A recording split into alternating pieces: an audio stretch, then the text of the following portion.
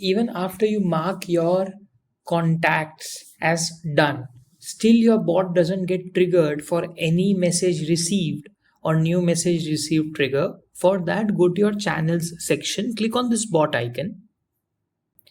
Now here you'll see that for this one particular channel, there are 3 bots created for every incoming message or the main bot. So you can simply click on this 3 dots and click on unassigned from current channel.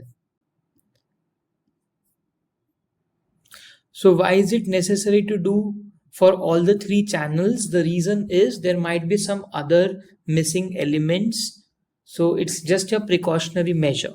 So simply unassign from current channel. Your bot won't get deleted. You can simply go and set your trigger again with this same channel and your bot will start working.